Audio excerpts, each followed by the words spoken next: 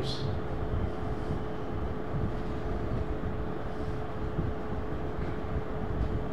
Of images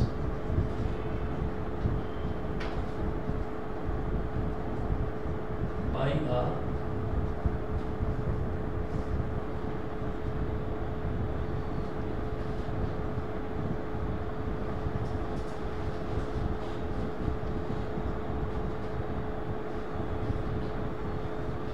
of different types of images by a concave mirror। ठीक है, तो जैसा कि मैंने आपको बताया था हम 6 अलग अलग केसेस देखेंगे। वो 6 अलग अलग केसेस कैसे देखते हैं? कॉन्केव मिरर ऐसे होता है, केव का मतलब गहरा, जो गहरी वाली साइड में मिरर होता है, और जो बल्जिंग आउट सरफेस होती है यानी कि उभरी हुई सरफेस पर पेंट कर रखा होता है, इसको कॉन्केव मिरर बोलते हैं। ये जो मिरर के सेंटर को बोलते हैं पोल, वहाँ से होकर जो स्ट्रेट लाइन गुजरती है उसको बोलते हैं हम प्रिंसिपल एक्सेस। ये पोल होता है मिरर का सेंटर, ये होता है फोकस, ये होता है सेंटर ऑफ कर्वेचर। अगर ऑब्जेक्ट को पोल और फोकस के बीच में रखा जाए, तो इमेज कहाँ बनेगी? अगर ऑब्जेक्ट को फोकस पर रखा जाए तो इमेज कहाँ बनेगी? अगर ऑब्जेक्ट को फोकस और सेंटर ऑफ कर्वेचर के बीच में रखा जाए तो कहाँ बनेगी? सेंटर ऑफ कर्वेचर पर रखते हैं तो कहाँ बनेगी? बियॉन्ड सेंटर ऑफ कर्वेचर, मतलब सेंटर ऑफ कर्वेचर के आगे रखें तो कहाँ बनेगी? और अगर ऑब्जेक्ट को इन्फिनिटी पर रखें तो इमेज कहाँ पर बनेगी? ठीक है, तो आप ये देखिएगा कि यहाँ पर हमारे पास 6 केसेस हो गए। When the object is placed between P and F, when the object is placed at focus, when it is placed between F and C, when it is placed at C, when it is placed beyond C, when it is placed at infinity। ऐसे ना 6 cases हो गए। तो case first, when the object is placed between P and F,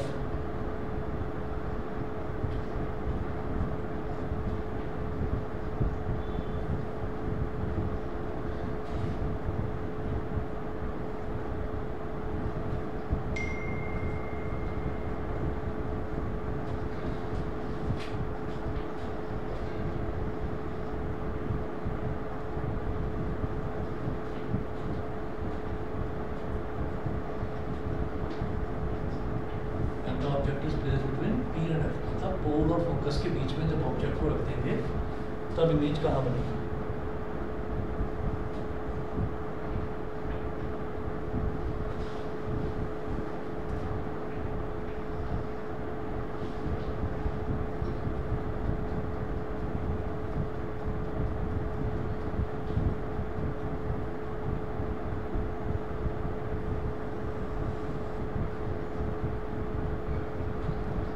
ये तो भाई पोल हो गया,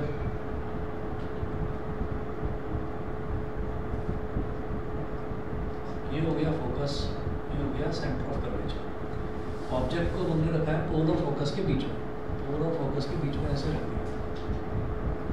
ठीक है, अच्छा, अब मैंने आपको बताया था कि जो भी हमारे पास ये कर्व्ड सरफेस होती है, ये जो कर्व्ड सरफेस है, अगर इस कर्व्ड सरफेस को हम ऐसे कंप्लीट करके एक स्फीयर बना दें, एक स्फीयर बना दें, तो इस स्फीयर का, ये जो पूरा स्फीयर बना है, इस स्फीयर का जो सेंटर होता है that is called centre of curvature. ठीक है, और उस सेंटर ऑफ कर्वेचर से लेकर पोल तक का जो डिस्टेंस है that is called radius of curvature, उसको रेडियस ऑफ कर्वेचर बोलते हैं। अब ये जो रेडियस है, इस रेडियस का जो आधा होता है, जैसे मान लीजिए 5 सेंटीमीटर है, तो ये 2.5 सेंटीमीटर, 2.5 सेंटीमीटर ये हो जाएगा फोकल लेंथ, और इस पॉइंट को बोलेंगे फोकस।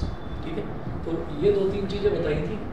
अब इसी हिसाब से आप ये देखिए कि पोल और फोकस के बीच का जो मैं डिस्टेंस ले रहा हूँ यानी कि फोकल लेंथ, और पोल और सेंटर ऑफ कर्वेचर के बीच का डिस्टेंस, तो ये जो डिस्टेंस है ये रेडियस ऑफ कर्वेचर है, ये फोकल लेंथ है। तो radius of curvature focal length का डबल दिखाई देना चाहिए। ठीक है, तो आप जब इनको बनाएंगे, अभी तो आप फ्री हैंड से ऐसे ही बनाइए जैसे मैं बना रहा हूँ, लेकिन उसके बाद आज का आपके लिए होमवर्क ये रहेगा कि आप इसको ना जाकर प्लेन पेपर में बनाकर देखेंगे और बनाएंगे किस तरह से। कंपास लेंगे और कंपास में आप एक पेंसिल को फिक्स करेंगे। उसके बाद आपको क्या करना है, उसके बाद आप एक आर्क लगाएंगे। आर्क जिस पॉइंट पर कंपास का नीडल रखेंगे, ठीक है, तो आप वो जो डिस्टेंस है, तो कंपास का नीडल आपने यहाँ रखा, पेंसिल की टिप को यहाँ रख दिया। ठीक है, तो रेडियस जो आप उसमें कंपास में लेंगे वो 5 सेंटीमीटर का लेना। ठीक है, उसको टाइट कर देना, 5 सेंटीमीटर का फिक्स करके रख देना। ठीक, उसके बाद फिर स्केल की हेल्प से 2.5 सेंटीमीटर के दूरी पर ये वाला निशान आप लगा लेना, फोकस वाला। ठीक है, तो हर केस में आपको यही करना है कि 5 सेंटीमीटर लेना रेडियस ऑफ कर्वेचर, ठीक है, और 2.5 सेंटीमीटर ले लेना है आपको फोकल लेंथ। ठीक है, और फिर आप बनाइएगा, और फिर स्केल की हेल्प से बनाना आपका बिल्कुल जैसा मैं बता रहा हूँ बिल्कुल वैसा ही आपका डायग्राम बनेगा। ठीक है, बिल्कुल गलती नहीं होगी। अब देखिए, हमने जो रूल्स देखे थे उन रूल्स के हिसाब से हम करेंगे कि जैसे हमारे पास ये ऑब्जेक्ट रखा हुआ है, तो ऑब्जेक्ट में से कितनी रेज ऑफ लाइट निकलती हैं? हम कहते हैं कि इनफाइनाइट रेज ऑफ लाइट निकलती है ऑब्जेक्ट में से। हम कोई 2 रेज ऑफ लाइट देखेंगे, ठीक है, तो एक पहली रे ऑफ लाइट ये हो गई, ये ऐसे गई, और ये जो मिरर से टकराई, तो मिरर से टकराने के बाद ये फोकस से होकर गुजरेगी, ऐसे ये फोकस से होकर गुजर गई, ऐसे रिफ्लेक्ट हुई है।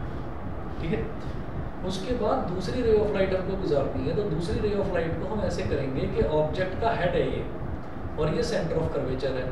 मैं ये जानता हूँ कि अगर कोई ray of light centre of curvature से गुजरती है, सेंटर ऑफ कर्वेचर से अगर कोई रे ऑफ लाइट गुजरती है, तो वो जिस रास्ते टकराती है मिरर पर, उसी रास्ते वापस लौट जाती है। तो हमें क्या करना है, दोबारा जो नए बच्चे हैं वो जरा देख लीजिए, 4 रूल्स होते हैं। एक रूल ये है कि जो कॉन्केव मिरर है ना, कॉन्केव मिरर में ये फोकस है, अगर कोई ray of light principal axis के पैरेलल आ रही है तो वो मिरर से टकराने के बाद फोकस से गुजरती है, ये रूल नंबर 1। दूसरा रूल ये था कि अगर कोई रे ऑफ लाइट, ये फोकस है,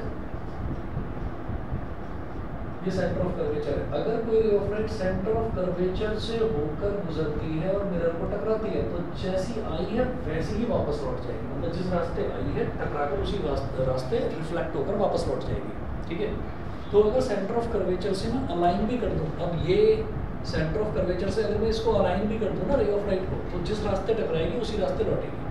तो हम क्या करेंगे, हम स्केल रखेंगे, स्केल इस तरह से होगा कि स्केल इसको और इसको सेंटर ऑफ कर्वेचर को मिला रहा होगा, ऐसे, तो ये इस तरह से स्ट्राइक कर रहा है, तो जिस रास्ते स्ट्राइक करा है उसी रास्ते वापस लौटेगा। देख रहे हैं? ठीक है, हमने क्या करा, हमने इसके हेड को सेंटर ऑफ कर्वेचर से, ये सी है, सेंटर ऑफ कर्वेचर के साथ में मैच कर दिया, अलाइन करवा दिया। ठीक है, ताकि स्केल रखकर हम इन दोनों को ऐसे ड्रॉ कर पाए। ठीक है, तो ये जिस रास्ते टकराएगा, जैसे जिस रास्ते इसकी रेल में टकराया है उसी रास्ते वापस लौट जाएगी। अब मुझे क्या दिखाई दे रहा है यहाँ पर, हम ये जानते हैं कि कोई 2 रेज ऑफ लाइट हमको इस पर स्ट्राइक करवानी है मिरर पर, कोई 2 रेज ऑफ लाइट। अब जब वो रिफ्लेक्ट होंगी, रिफ्लेक्ट होने के बाद जहाँ वो रेज ऑफ लाइट मिलेंगी, इंटरसेक्ट करेंगी, वहाँ पर इमेज बन जाएगी, ऐसा रूल होता है, समझ रहे हैं? ठीक है, जहाँ पर वो रेज ऑफ लाइट मिल जाएंगी, इंटरसेक्ट करेंगी, वहाँ पर इमेज बनती है। अब इधर ना मुझे ये दिखाई दे रहा है कि पहली रिफ्लेक्टेड रे तो ये आ रही है, दूसरी रिफ्लेक्टेड रे ये आ रही है, ये दोनों रिफ्लेक्टेड रेज ना यहाँ पर ऐसे खुलती जा रही है, थोड़ा दूर होती जा रही है। और अगर पीछे की तरफ देखूँ तो ये रिफ्लेक्टेड रेज जो है ये मिलती जा रही है, नज़दीक आती जा रही है। तो अगर इसको थोड़ा सा पीछे एक्सटेंड कर दूँ ऐसे, और इसको भी थोड़ा सा पीछे ऐसे, ये यहाँ मिल जाएगी, और यहाँ मिली तो जिस जगह मिली उस जगह पर आप एक लाइन ड्रॉ कर दीजिए ऐसे। तो ये ऑब्जेक्ट तो हो गया ए बी, और ये इमेज हो गई A dash B dash, A B और A dash B dash, image हो गई ए डैश बी डैश। यहाँ तक बताइए, क्लियर है? ऑब्जेक्ट का distance in between focal length and pole, मतलब सेंटर पे वो दोनों के? हाँ, सेंटर, ऑलवेज ऑलवेज ऑलवेज। ठीक है, मतलब ये फोकस बता रहा हूँ ना, फोकस, हाँ, इन दोनों के सेंटर पे है। फोकस पी और सी के सेंटर पर, नहीं, ऑब्जेक्ट, यस, ना ऑब्जेक्ट को यहाँ रख लो, यहाँ रख लो और यहाँ रख लो, बस पी और एफ के बीच में। इमेज फॉर्मेशन में कोई इफेक्ट पड़ेगा इसका? हाँ, इफेक्ट पड़ेगा। आप इसको जितना नज़दीक लेकर जाओगे ना, इमेज उतनी बड़ी बनेगी, जितना दूर ले जाओगे इमेज उतनी छोटी बनेगी, ऐसा फर्क पड़ेगा। और वो आप करके देख लेना पेंसिल से, आप एक बार नज़दीक बनाकर देख लेना, एक बार दूर बनाकर देख लेना, तो आप देखना कि जो रेज ऑफ लाइट इंटरसेक्ट करेंगे ना, ये तो मैंने अंदाजे से बनाई है, तो वो थोड़ा ऊपर इंटरसेक्ट करेंगी तो इमेज हमारी थोड़ी बड़ी बन जाएगी। अब जब हम क्या देख रहे हैं, formation of different types of images देख रहे हैं, तो इमेज की मेरे को देखनी है पोजीशन, इमेज का मेरे को देखना है नेचर और इमेज का साइज देखना है, मतलब PNS, ठीक है। ये PNS जो सीक्वेंस है, ये सीक्वेंस याद रखिएगा, ठीक है। और मुझे हर एक इमेज फॉर्मेशन के केस में PN और S, position nature size, position nature size, बस ये मेरे को बताना है। ऑब्जेक्ट की पोजीशन तो हमने लिख दी है यहाँ पर कि when the object is placed between P and F, ठीक है। अगली जो उसकी पोजीशन है वो मुझे पता है कि अपना फोकस पर रखना है। अगले केस में मैं F और C के बीच में रखूंगा ऑब्जेक्ट। इमेज का देखना है कि इमेज कैसी बनेगी। तो यहाँ पर लिखें image formed will be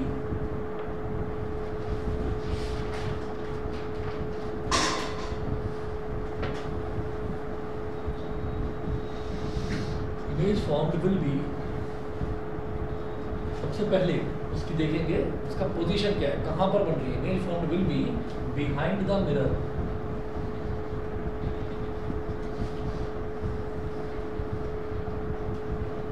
behind the mirror. फिर सेकंड केस, उसका नेचर देखेंगे तो नेचर क्या है, इमेज हमारी सीधी बन रही है, तो सीधी इमेज और पीछे बन रही है। जो मिरर के पीछे इमेज बनती है वो कैसी बनती है, नकली बनती है, वर्चुअल, उसको वर्चुअल बोलते हैं। और वर्चुअल इमेज मुझे दिखाई दे रहा है सीधी बन रही है, सीधी को क्या बोलते हैं, erect, virtual and erect.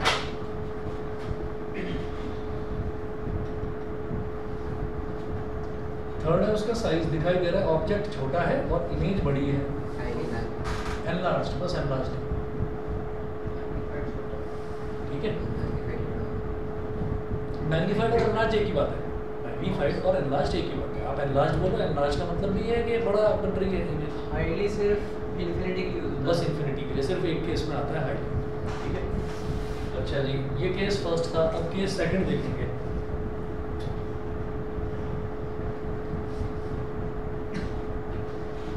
Case second, when the object is placed at F,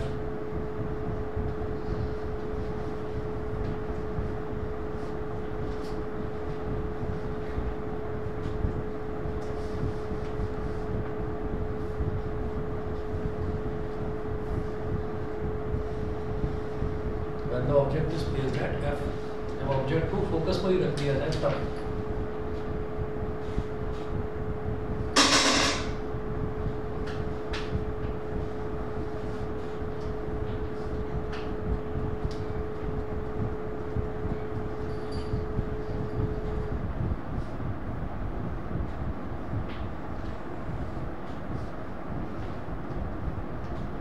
ये तो हो गया पोल, ये हो गया फोकस, ये हो गया सेंटर ऑफ कर्वेचर। अब ऑब्जेक्ट को फोकस पर ही रख दिया,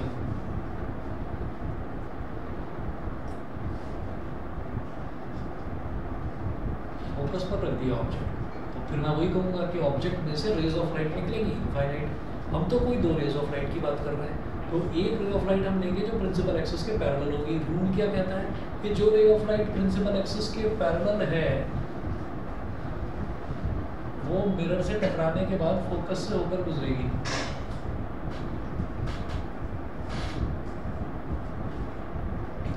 फोकस से होकर गुजर गई तो रिफ्लेक्ट होकर ऐसे आ रही है, फोकस से होकर गुजर रही है। दूसरी रे ऑफ लाइट के लिए हम क्या करेंगे, दूसरी रे ऑफ लाइट के लिए मैं फिर वही करूंगा कि जो ऑब्जेक्ट का हेड है उसको सेंटर ऑफ कर्वेचर के साथ अलाइन करवा देंगे। करवाइए,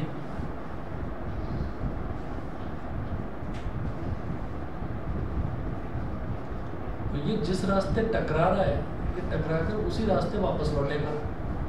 तो अब जिससे पहले वाले केस में हमने देखा था, इससे पहले वाले केस में ये इधर थोड़ा नज़दीक आ रही थी रेज ऑफ लाइट, और यहाँ पर ये थोड़ा मतलब ओपन होती जा रही थी, खुलती जा रही थी, ठीक है। तो यहाँ पर ये मिलेंगी तो नहीं, ठीक, इस वजह से मैंने पीछे एक्सटेंड करा। यहाँ पर क्या है, जितना गैप यहाँ पर दिखाई दे रहा है उतना ही गैप यहाँ पर दिखाई दे रहा है, और मुझे दिख रहा है कि ये दोनों रेज ऑफ लाइट पैरेलल है।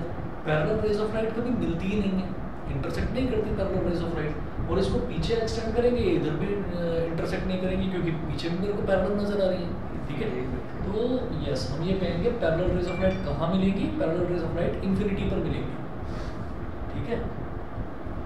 तो देखिएगा इमेज फॉर्म्ड विल बी, यहाँ नोट करें,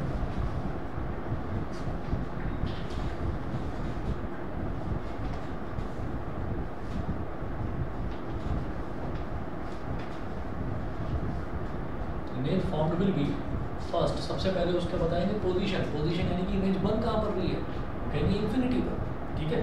तो हम कहेंगे image formed will be at infinity,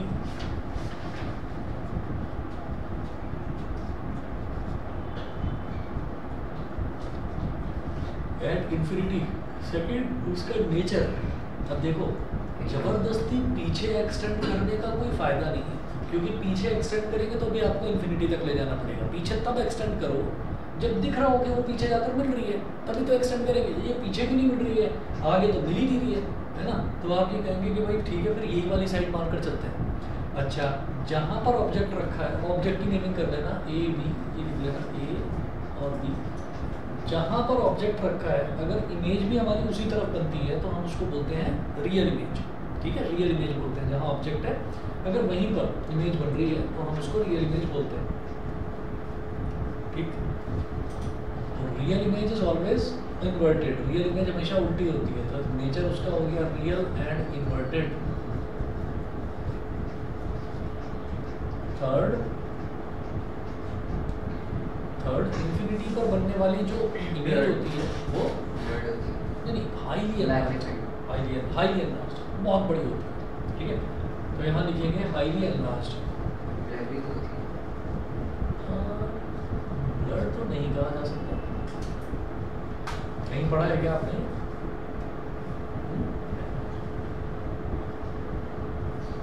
highly enlarged, तो अभी के लिए हाईली एनलार्ज्ड नोट कर लीजिए। अभी मैं बाकी के 4 केसेस और करूँगा, उसके बाद हम ये कहेंगे कि हम इस कंक्लूजन पर क्यों पहुँचे कि ये हाईली एनलार्ज्ड इमेज बन रही है, बहुत बड़ी इमेज बन रही है। हम इस कंक्लूजन पर क्यों पहुँचे? एनलार्ज का मतलब होता है बड़ी, बड़ी मतलब किससे बड़ी?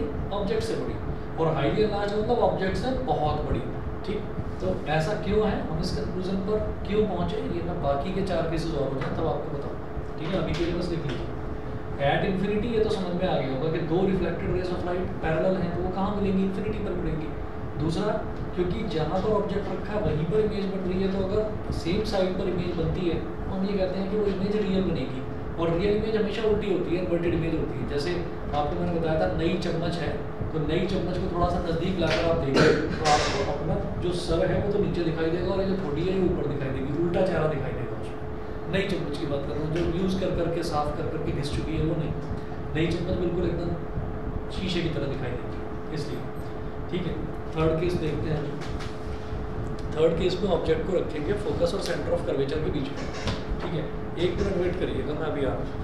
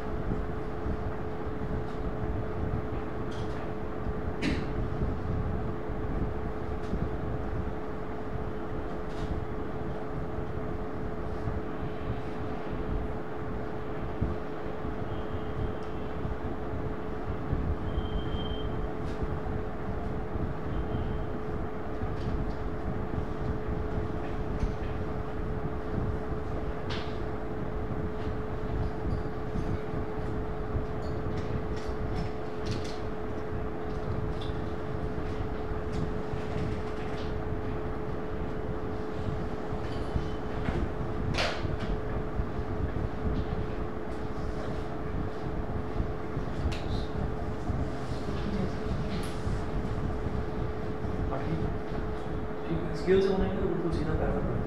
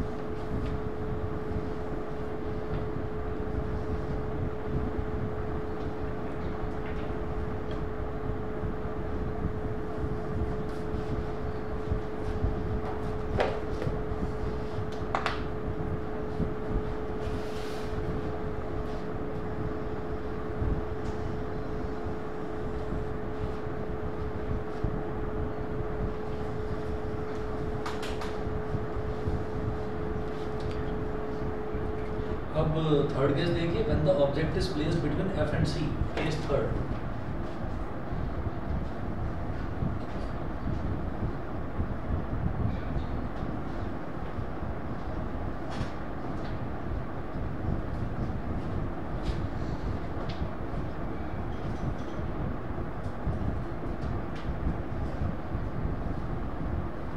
And the object is placed between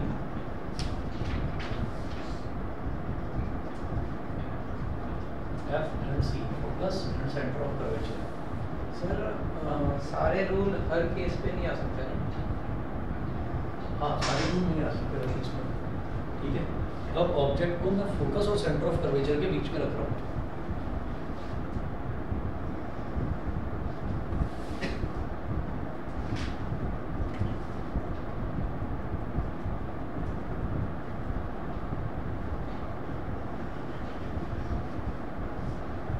ये पोल है, ये फोकस है, ये सेंटर ऑफ कर्वेचर है। अब ऑब्जेक्ट को यहाँ रख दिया फोकस और सेंटर ऑफ कर्वेचर के बीच में। ऑब्जेक्ट ये हो गया ए बी। तो ये पहला रूल तो ये समझ में आ रहा है कि हाँ ठीक है, एक रे ऑफ लाइट को क्या करिए, प्रिंसिपल एक्सिस के पैरेलल गुजारिए एक रे ऑफ लाइट को। तो प्रिंसिपल एक्सिस के पैरेलल गुजार दिया एक रे ऑफ लाइट को ऐसे, ठीक है। तो ये मिरर से टकराने के बाद फोकस से गुजरेगी।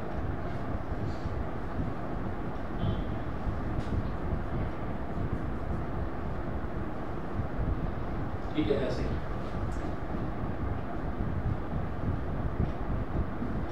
फिर एक रे ऑफ लाइट को क्या करिए, अब एक रे ऑफ लाइट को सेंटर ऑफ कर्वेचर से अलाइन करना है, तो वो बहुत ऊपर की तरफ चले जाएगी। मिरर थोड़ा बड़ा बनाना पड़ेगा। तो ज़्यादा बेटर ये है कि फोकस दिखाई दे रहा है यहाँ पर, तो एक रे ऑफ लाइट को फोकस से गुजार दीजिए ऐसे, फोकस से गुजार दीजिए। तो जब फोकस से गुजार देते हैं एक रे ऑफ लाइट को, तो क्या होता है कि वो मिरर से टकराने के बाद प्रिंसिपल एक्सिस के पैरेलल हो जाती है। उल्टा होता है ना पहले वाले रूल का।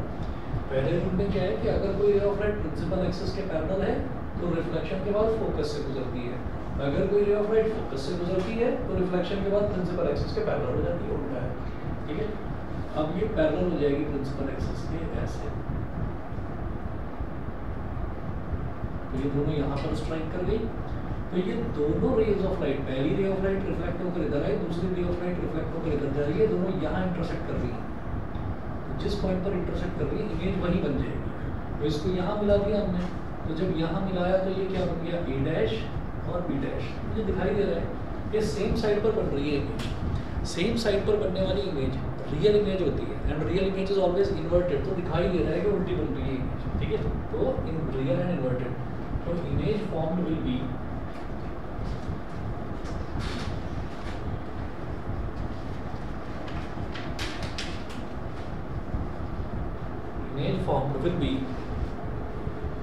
उसका पोजीशन कहाँ बन रही है, सी के इस तरफ, beyond C, will be beyond C. Second, उसका नेचर क्या है, इसी तरफ बन रही है, तो रियल एंड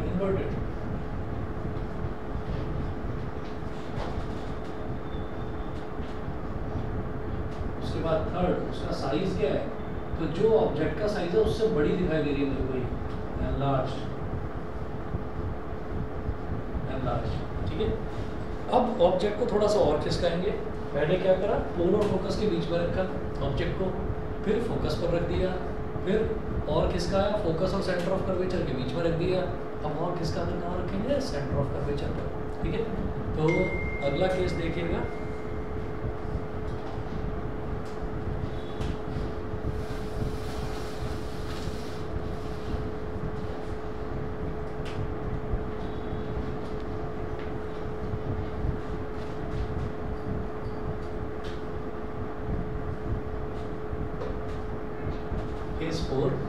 केस 4 में है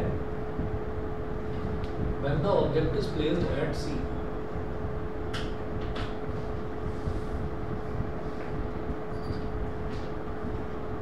when the object is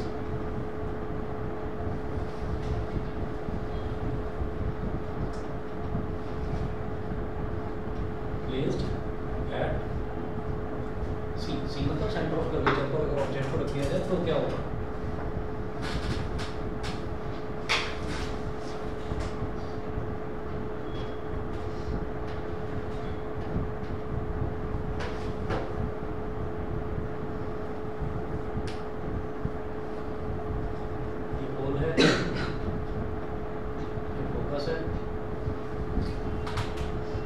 centre of curvature.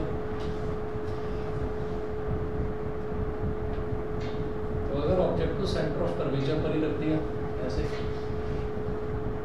Centre of curvature पर ही रख दिया, तो क्या होगा, फिर वही काम करेंगे कि एक रे ऑफ लाइट निकालेंगे प्रिंसिपल एक्सिस के पैरेलल। तो एक रे ऑफ लाइट तो आप देखिए प्रिंसिपल एक्सिस के पैरेलल है, ये जो प्रिंसिपल एक्सिस के पैरेलल है वो कहाँ से गुजरेगी, फोकस से होकर गुजरेगी, ये गुजर गई ऐसे, ठीक है। ये सी ऐसे लिखो, सी यहाँ पर ए है, ये बी है ऑब्जेक्ट। दूसरी रे ऑफ लाइट को फोकस से गुजारी है, ये फोकस से गुजरी, फोकस से गुजरने के बाद में ये प्रिंसिपल एक्सिस के पैरेलल हो जाएगी,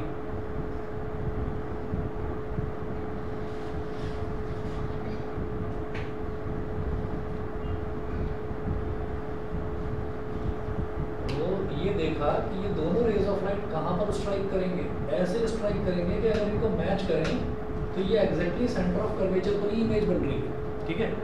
तो ए डैश और बी डैश, तो जहाँ पर ऑब्जेक्ट है इमेज जस्ट उसके नीचे बन रही है, तो जिस साइज का ऑब्जेक्ट है इमेज भी उसी साइज की बनेगी। तो हम यहाँ पर लिखेंगे image form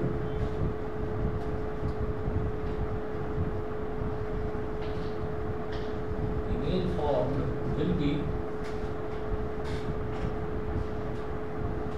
image formed will be, सबसे पहले कहाँ बन रही है, सी पर ही बन रही है, एट सी। सेकंड उसका नेचर क्या होगा, सेम साइड सेम जगह पर बन रही है, मिरर की सेम साइड पर बन रही है, तो real and inverted.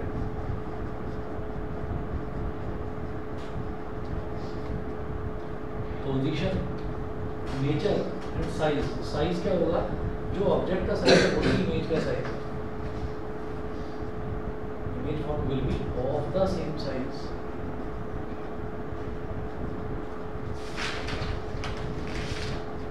As the object, of the same size as the object, ठीक है। चलिए, तो ये हमारा केस नंबर 4 हुआ। केस नंबर 5 में हम क्या करेंगे, अब हम ऑब्जेक्ट को थोड़ा और खिसका देंगे सेंटर ऑफ कर्वेचर की इधर पर, when the object is placed beyond C.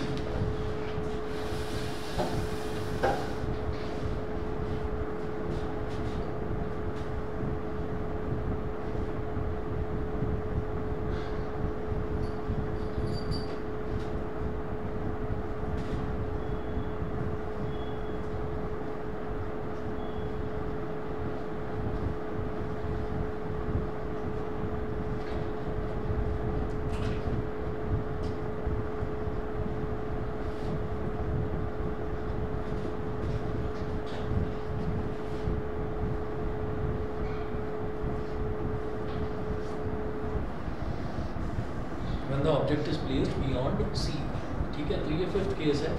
Object is placed beyond C,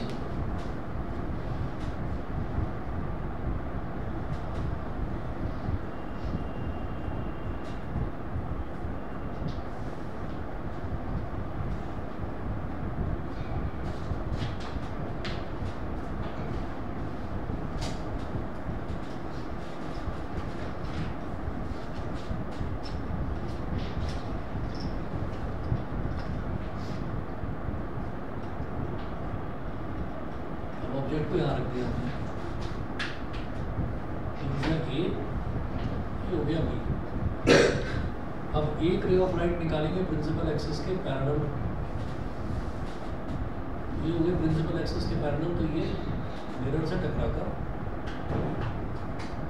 focus से होकर गुजरेगी। फिर दूसरी रे ऑफ लाइट को फोकस से गुजारेंगे,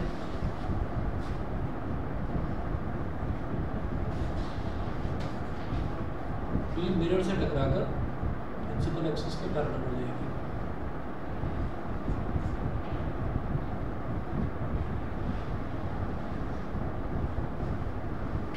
ठीक, तो ये रे ऑफ लाइट जो प्रिंसिपल एक्सिस के पैरेलल है, ये मिरर से टकराकर फोकस से गुजरी, जो फोकस से गुजरी है वो मिरर से टकराकर प्रिंसिपल एक्सिस के पैरेलल हो गई, तो दोनों यहाँ पर इंटरसेक्ट करेंगे, तो यहाँ बन गई हमारी image A dash B dash, A dash B dash, ये हो गया। तो अब जरा देखिएगा कि ऑब्जेक्ट का साइज तो थोड़ा बड़ा है लेकिन इमेज थोड़ी छोटी बन रही है। मैं लिखेंगे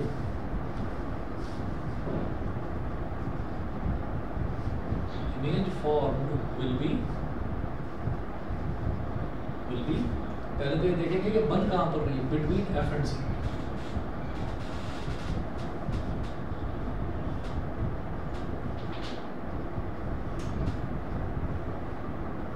focus and centre of curvature. Second, उसका नेचर क्या है, जो मिरर की सेम साइड पर बन रही है तो वो रियल भी होगी और इन्वर्टेड भी होगी, रियल एंड इन्वर्टेड।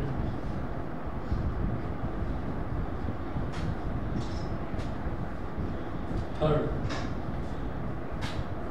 उसका साइज आपको दिखाई दे रहा है, ऑब्जेक्ट बड़ा है और ये छोटा है, इमेज जो है वो छोटी बन रही है, तो यहाँ लिखेंगे diminished.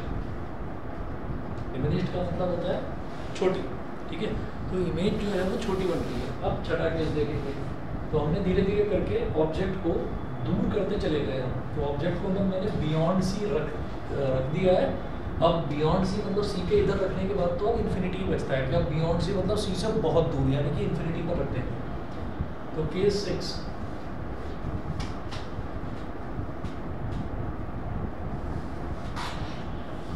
when the object is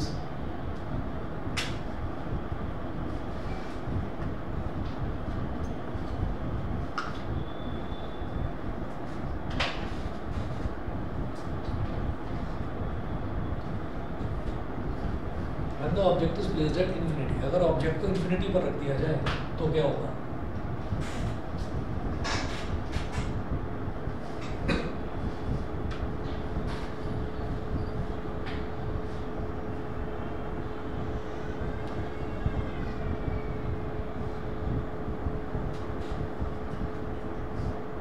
ये तो हो गया पोल, ये हो गया फोकस, ये हो गया centre of curvature. Pole, focus और सेंटर ऑफ कर्वेचर।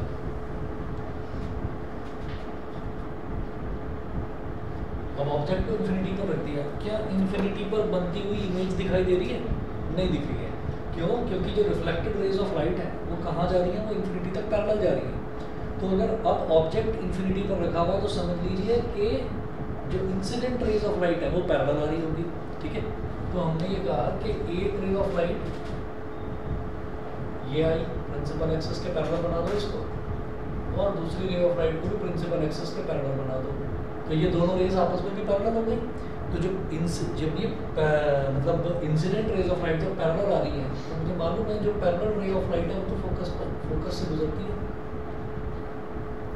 ये भी फोकस से गुजरी रिफ्लेक्ट होकर, और ये भी फोकस से गुजरी, यानी कि यहाँ पर ही इमेज बन रही है। तो इमेज कैसी बन रही है? जैसे कि dot, point sized image. Point sized image को ये बोल देते हैं हाईली डिमिनिश्ड, बहुत ज़्यादा छोटी, ठीक। तो यहाँ पर इधर लिखेंगे सर एक डाउट है। हाँ सर अगर जो इंसिडेंट है वो इन्फिनिटी से आ रही है तो टी टाइम में इन्फिनिटी लेगा। और बोलो क्या अगर जो इंसिडेंट रेस है वो इन्फिनिटी से आ रही है तो टाइम टी जो है वो भी इन्फिनिटी होगा।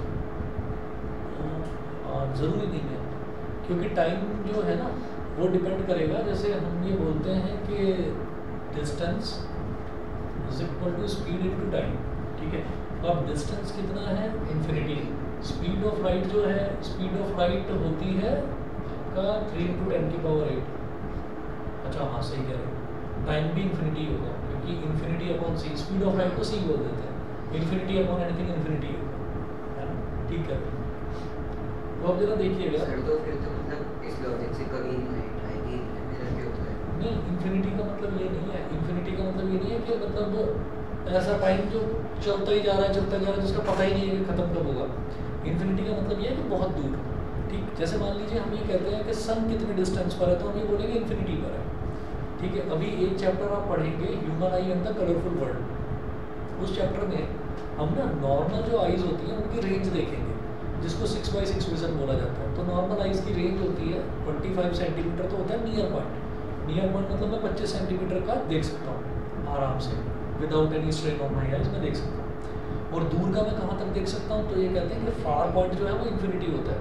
इसका मतलब हम देखते ही चले जाएंगे, न जाने कहाँ तक देख लेंगे। इसका मतलब ये तो हम ये कहेंगे कि भाई ऐसा नहीं है कि वो इन्फिनिटी वाला डिस्टेंस ख़त्म ही नहीं हो रहा है। मतलब वो ऐसा है कि अगर मैं यहाँ से और इस सोफे तक देख पा रहा हूँ, तो ये तो हो गया मान लीजिए 4 मीटर या 5 मीटर। तो हम ये कहेंगे कि अगर मैं 1 किलोमीटर या 10 किलोमीटर दूर का भी देख पा रहा हूँ, तो इसका मतलब ये है कि मैं इन्फिनिटी तक देख पा रहा हूँ। ये 4-5 मीटर के कंपैरिजन में वो 10 किलोमीटर इन्फिनिटी ही होगा इसलिए, ठीक है। तो अब मैं ये कहता हूँ कि यहाँ पर 2 एरोज लगाकर ऐसे लिख देना, ऑब्जेक्ट एट इन्फिनिटी, ठीक है। और अब इमेज फॉर्मेशन के रूल्स देखिए, इमेज फॉर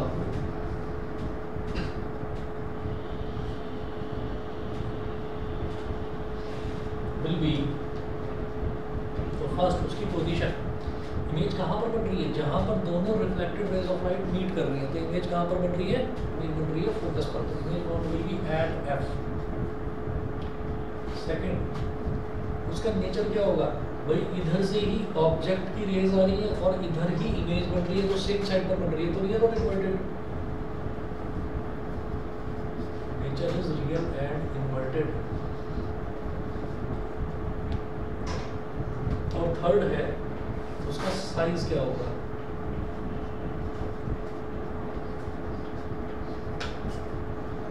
पॉइंट साइज्ड और हाईली डिमिनिश्ड।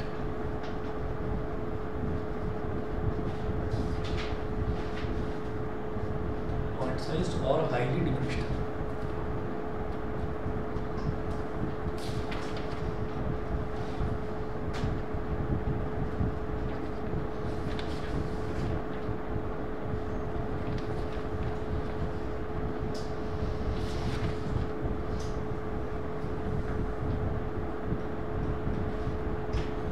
अब जरा फटाफट से देखिएगा, कुछ इनमें हम याद करने का कुछ तरीका देख लेते हैं, वैसे याद हो जाएगा, बड़ा आसान है। आप ये देखो, सबसे पहले जो पहला वाला केस है ना, पहले वाले केस को तो एक्सेप्शनल केस मानकर अलग कर दिया, क्योंकि आप ये देखो कि जितने भी हमने केसेस देखे हैं उन केसेस में केवल पहला ही केस है जिसमें वर्चुअल और डायरेक्ट इमेज बन रही है, ठीक है। बाकी सब में रियल और इन्वर्टेड बन रही है। तो पहला केस एक्सेप्शनल केस है जहाँ पर हमारी इमेज जो है वो मिरर के पीछे बन रही है, यानी कि हमारी इमेज जो है वो वर्चुअल और डायरेक्ट बन रही है पहले ही केस में, बस। उसके अलावा सब में रियल और इन्वर्टेड। तो सेकंड केस है, सेकंड केस में भी सेकंड ये देखिएगा, इसका nature real and inverted, real and inverted, real and inverted, real and inverted, सारे रियल एंड इन्वर्टेड है, ठीक है। उसके बाद बात करते हैं ये ऑब्जेक्ट जो है, ऑब्जेक्ट को पहले मैंने पी और एफ के बीच में रखा, फिर एफ पर रखा, फिर एफ और सी के बीच में, फिर सी पर, बियॉन्ड सी, इन्फिनिटी। ऑब्जेक्ट को मैं धीरे धीरे ना दूर लेकर जा रहा हूँ, तो ये एक्सेप्शनल केस है, इसको हटाइए। ऑब्जेक्ट को मैं धीरे धीरे दूर लेकर जा रहा हूँ। तो जो पहला केस है, जब ऑब्जेक्ट फोकस पर रखा हुआ है तो इमेज नज़र नहीं आ रही, इमेज कहाँ है, इन्फिनिटी पर। इन्फिनिटी पर मतलब बहुत दूर है, ठीक है, दिखाई नहीं दे रही। फिर थोड़ा ऑब्जेक्ट को और दूर करा, ऑब्जेक्ट को दूर करा तो अब इमेज जो है वो आ रही, अब नज़दीक आई है ना, तो इमेज आई थोड़ा सा अब दिखाई दी, A डैश B डैश पर आ गई, बियॉन्ड C आ गई। ऑब्जेक्ट को F और C के बीच में रखा, अब ऑब्जेक्ट को C पर रख दिया, ऑब्जेक्ट को C पर रखा तो इमेज और नज़दीक आ गई, अब C पर ही आ गई, ठीक है।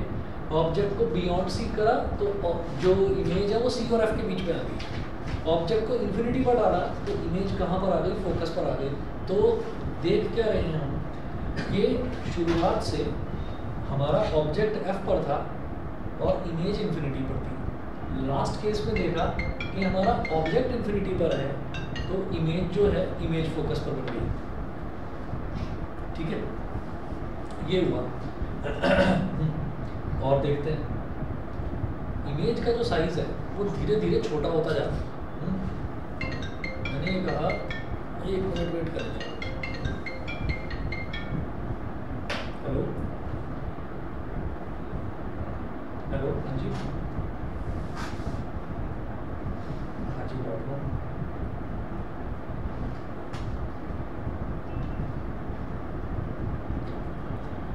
हाँ जी, हाँ जी, हो गया। मैं आपको ना 5-10 मिनट में कॉल करूँ। ओके।